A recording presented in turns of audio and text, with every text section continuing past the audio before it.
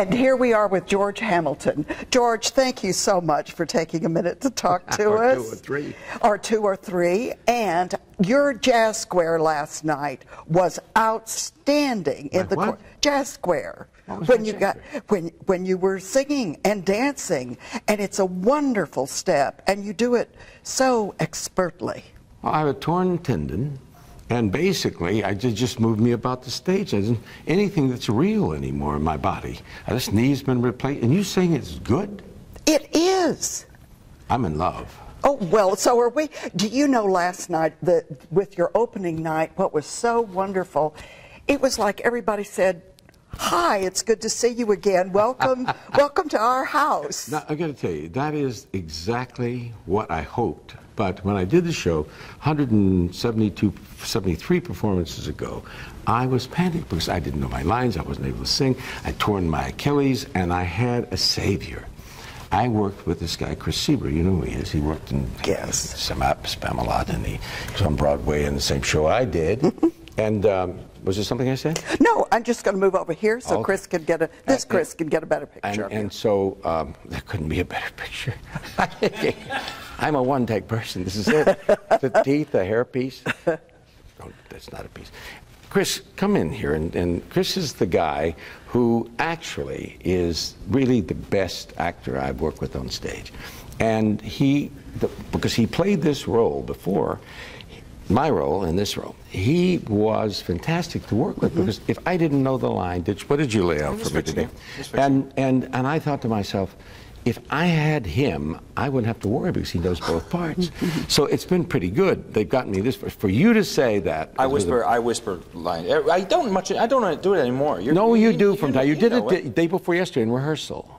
Was it yesterday? We were in the same. That was yesterday. That was the same thing. But we just came back from 2 weeks. I know, but I felt. Remembered our show. But you know, when I worked with Mae West, it was the same thing. Well, they had Mae West had the thing in her ear. And I would hear my lines coming out of her ear. Well, you would also hear the guy across the stage going, and then she would like. Well, no, she would say a little to the left, and I'd say, "What is she saying? A little to the left?" And the director, was saying a little to the left. I know this sounds rather abstract, but I did Mae West last movie. That's why I'm 108. Yeah. So I just wanted you to know that this is one of the most talented people I've ever worked with.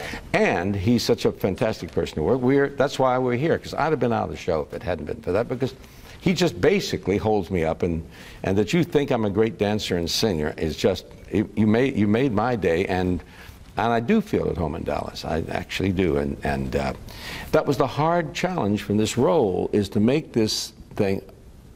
Why are you looking at me?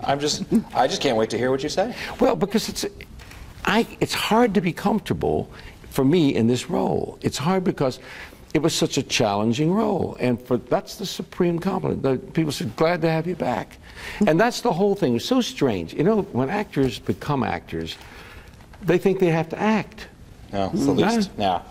No. And if you can make people sort of relax with whatever you're doing and say, well, he's being himself. Just listen. Now, I was most myself last night when I was under your dress. Yeah. Because I've done a lot of that work. He has done quite a, yeah, I've done the work. And he found something different there. Well, I know, but Christmas came a little early. But the thing is,